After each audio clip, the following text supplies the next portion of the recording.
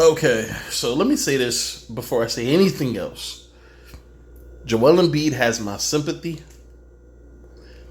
If I am Joel Embiid, I'm giving myself some time, and then maybe next month or so, I'm going to walk into the front office, GM, and I'm going to say, it's either Ben Simmons or it's me.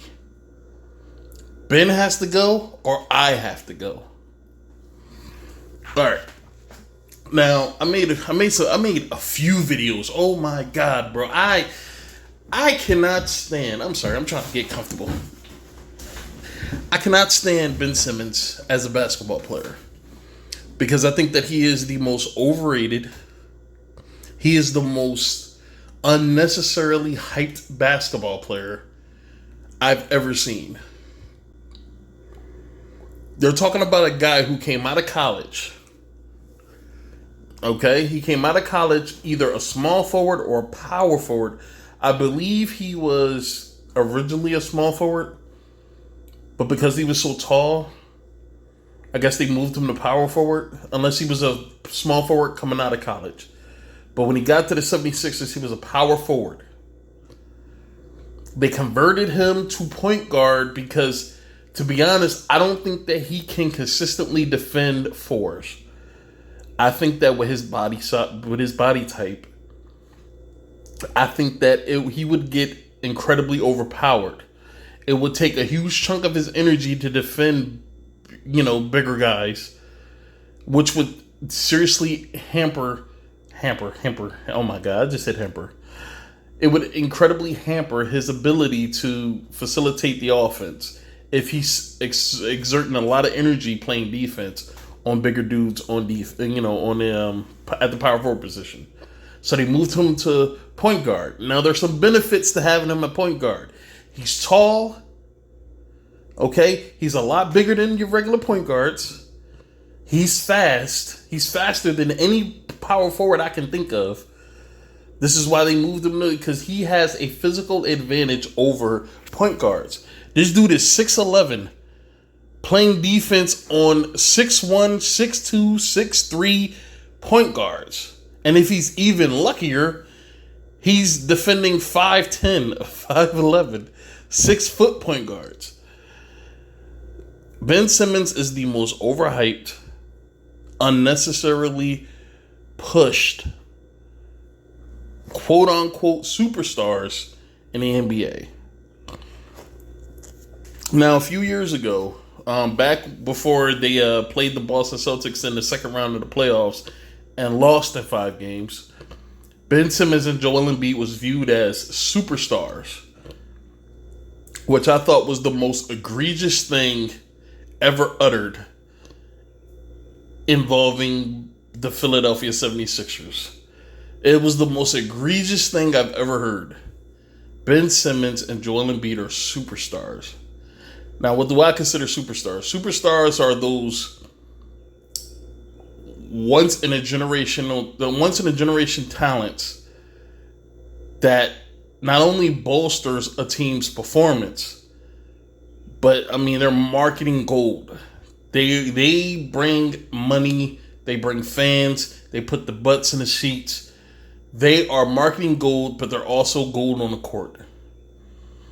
When it's playoff time, and when we're talking about the second round, and when we're talking about the conference finals and the NBA finals, their name is always in the mix. Those are superstars.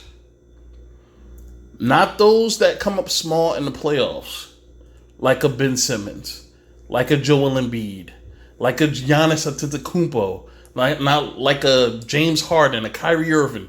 Those guys are not superstars. Now, I know somebody's going to say, well, James Harden is a superstar. Is he? We're talking about James Harden here. We're talking about Mr. 35, 36 points a game in a regular season, but gets his ass kicked and once the playoffs start.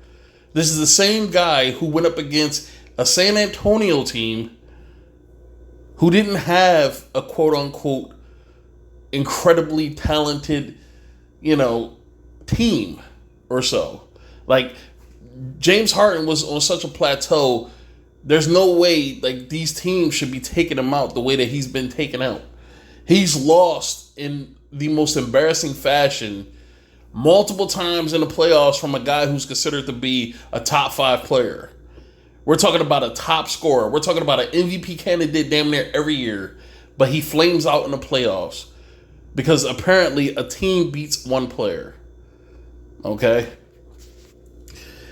James Harden is not a superstar. Now, there's a difference between superstars and stars. There's a lot of stars in the NBA. Now, stars are different than superstars. Stars are guys, you know their name. They're phenomenal talents. They put up nice stat lines. They're entertaining to watch. Russell Westbrook is a star. You know, you see what I'm saying? Like they're entertaining. But they're not superstars. They're not on that plateau. You know, they don't have championships behind their names. However they want them. They don't have them. You know, they don't have blockbuster abilities when it comes to playoff time. Because that's when you need your best players to play at their best is in the playoffs. And James Harden is not one of those guys. Now back to Ben Simmons. I said this a few years ago. Ben Simmons will not progress. Here's why. Ben Simmons will be this way as long as everybody keeps viewing him as a top player in the NBA. And what I mean by top player, I'm talking like top 20, top 25. They keep viewing this dude as one of the best players in the NBA. He's not even the rookie of the year. He didn't win that rookie of the year award because when he won that award, it was his second year in the NBA. Second year. I'm talking technical, like it's a technicality, the reason why he won. But because he didn't play his rookie year because he got hurt. Whatever. He was eligible to win it his second year, which he had a significant advantage over everybody else in the rookie class. Because he was already in the NBA for a full year. He had access to NBA caliber facilities. He was able to, get ingratiated with the team. He was able to get very familiar with the way they do things, with the offense, with the defense. He was able to get comfortable with these things. They had the same coach from one year to the next. That is a significant advantage. And he also had a physical advantage. Players coming from college straight to the NBA, they are different. Players are faster, players are stronger, players jump higher in the NBA than they do in college.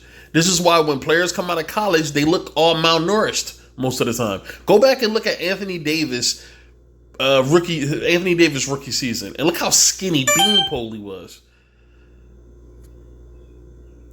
Sorry about that. Look how beanpole he was. Go back and look at LeBron James and how skinny he was. John Wall. That's because they don't have the same facilities in college that they do in the NBA. Okay? Ben Simmons had a significant advantage. It wasn't fair. But life isn't fair. Okay. So when y'all heap all this praise on this kid like he's supposed to be the next LeBron James, and he fails. Everybody is setting this kid up for failure because kids, especially nowadays, instant gratification is the way they live their life. They love people who are going to love them, who's going to give them that instant approval. That's what they look for. And once they feel like they got what they want, most of them stop trying to get better because they don't think they need to get better. They were calling Ben Simmons after his second or third year in the NBA, they were calling him a superstar already. So when he hears that, he thinks, "Oh man, I'm good enough. I don't need to change. I don't need to develop a shot. I don't need to learn how to shoot free throws consistently. I don't need to learn how to defend any other position but the point guard position. I don't need to do these things to help my team out. Joel Embiid goes down. Oh, I don't need to convert back to power forward so that way, we have some size down low. I can just stay at the point guard position and continue to not shoot. This dude shot 4 times. He recorded 4 field goal attempts in Game 7. With a grand total, I believe, of 6 points, I believe. Let me see. Oh my God. 5 points, 8 rebounds, and 13 assists. Ben Simmons, who is 6'11", who could easily run isolation plays and get 20 a game just doing that. Isolation, post up, and get 20 points a game just doing that alone. This dude got 5 points. I remember there was a game against the Boston Celtics his second or third year when they lost in 5 games. He scored 1 point. 1 point. And they lost in 5 games. These supposed superstars. Joel Embiid and Ben Simmons going up against a rookie Jason Tatum, going up against a second-year Jaylen Brown, a second-year Terry Rozier, and an old Al Horford who luckily stayed healthy through that year, and they lost in 5 games. These are our superstars, people. These are our superstars. These are the ones that we anoint as the best in a sport that we love so much, right? Ben Simmons missed 4 field goals in Game 7. Congratulations to Trae Young. Congratulations to Kevin Huerter. I don't even know how to say his name. But he's a Maryland player. That's my favorite team. I'm a huge Maryland Terrapins fan. And I'm happy for that kid, man. I'm happy that he was able to make it to the conference finals. Giannis Antetokounmpo is a different story. He's a story for another day. I'm putting my money on the Hawks to win this series. I think that they have all the right pieces, all in the right places, to make a huge surprise run these playoffs. And I would be ecstatic if I could say, man, I was alive when the Atlanta Hawks won an NBA title. Man, that would be awesome, because right now the Suns are probably the favorite right now. The Clippers are a mess, but they're as less of a mess than I think the Bucks are, who seems to be the most healthy team in these playoffs. But they barely got out of a Game 7 against the Brooklyn Nets. So I don't know, man. We're gonna see what happens, man. Congratulations to the Atlanta Hawks. Congratulations to the Milwaukee Bucks. Congratulations to the Los Angeles Clippers, and congratulations to the Phoenix Suns. These playoffs are incredibly surprising. If you would have told me that the Hawks, the Bucks, the Clippers, and the Suns would be the last 4 teams, I would have thought something was wrong with you. But hey, here we are. Here we are. But that's it, man. That's all, man. I just wanted to bring that back up because I said this years ago. Ben Simmons won't get better until people stop saying how great he is, until he starts to hear the criticism and he chooses to change. Change is something that you have to be willing to do. It's not something that somebody can force you to do. And I think Ben Simmons right now, he is in a position where he has to make that choice. Will he make that choice? I don't know. But if I'm the 76ers, I'm either looking to trade both Embiid and Simmons, to be honest, because I don't think you could win a title with either one of them. But I think you have a better chance to win it without Ben Simmons. But if I'm the Sixers, I'm looking to blow shit up. I'm looking to blow everything up. I'm looking to get rid of Doc Rivers. I'm looking to bring in another coach.